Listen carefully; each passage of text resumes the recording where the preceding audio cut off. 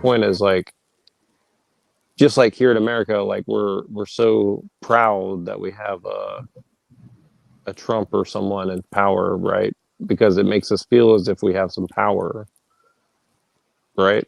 And instead, we spend so much time trying to feel as if we've accomplished something when we actually have no leverage to accomplish that goal that we think that we're trying to accomplish, right? So it's like the path of least resistance is what comes to mind to me. It's like if you don't have a clear like view of the terrain that you're trying to go across, well, it's kind of difficult to make a real decision, So I think that's kind of why you're seeing all these people like they're giving you like whoever it is that's in control or whoever wants to be in control would have to think along the terms of how do I get people engaged in this activity that will make them feel as if they're accomplishing their goal.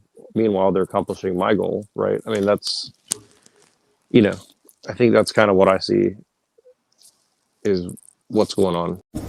It might seem crazy what I'm about to say. What's up, guys? I'm Jeremiah. Hey, sunshine, she's here. You could take a break. What's up? Hey, I'm a hot air balloon that could go to space. Hey, in the air, like I don't care, baby. By the way, okay, I got you. Bring me down the ship because I'm clap along if you feel like a room without a roof. Because I'm clap along if you feel like happiness is the truth. Because I'm clap along if you know what happiness is to you. Clap along if you feel like that's what you want to do. Yes, sir. Hey. I'm sorry, guys, for the noise. I'm gonna turn it down now. From that distorted place in order to try and protect yourself and get what you want as consciousness. So then what I'm getting to here is that the mind, as you experience it now, is a true reflection of your own distortion as consciousness. So when you say the mind, do you mean the behaviors of the mind? Right, all the patterns. Okay, yeah, all its habits and patterns. The mechanisms that you can't control or direct or override, so then you're perceiving them as an obstacle because you have a sense of yourself as consciousness and how you're limited by that construct that you call the mind. But what you're not seeing is that that construct you call the mind was created by you as consciousness from a place of already being distorted. So then it's not the mind that's responsible for your distortion, it's the reverse.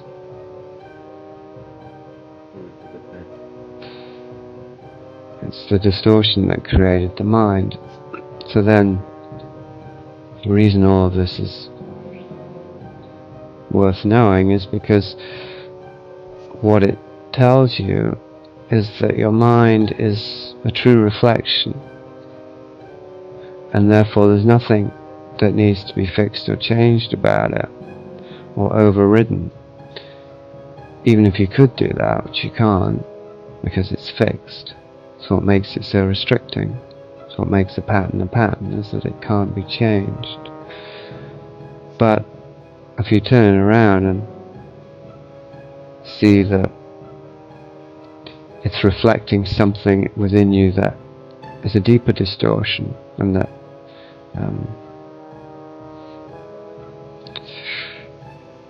let's say that isn't fixed, that is mutable, that is changeable, that is, it's like a water in a glove, really. Like you as consciousness gets poured into this glove you call the mind, and so then you as consciousness takes the shape of that glove, of the mind. So then you experience the restriction of it, and then you want to change the shape of the glove, when all you have to do is just flow somewhere else and let the mind, let the glove just be there. But before you can do that, you need to see the ways in which you've allowed your mind to define you as consciousness. and see the shape that you're in as consciousness, like by looking at your mind. So then it's like, rather than seeing your mind as something to change or fix, it's like a map. You can just read it. You're not going to get angry with a map because it's, you know, there's mountains over there and there's no road over there. It's just a map. You know, as long as it's true to the territory, then you can use it. Is it true to the territory? Always? Yeah, it has to be. You know, because I mean, you're a creation. The you that you're accustomed to, which is the false you, is a creation of your environment, and your environment is true. It's a reality. You've created a distortion in order to deal with your reality, but the reality that you were trying to deal with was real. So then, that's what makes it a map.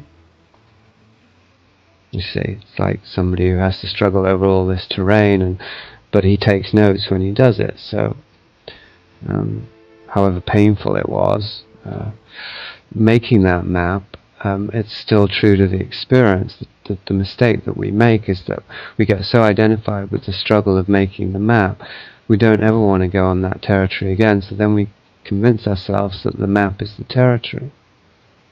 And we can just sit and look at the map, and we don't ever have to go back there, which defeats the object of why we made the map. And of course it limits us to just staring at a map the whole time.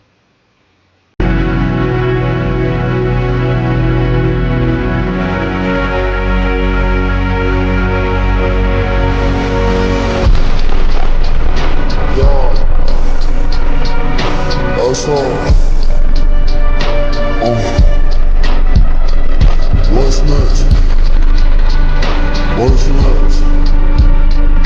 What's next? What's next?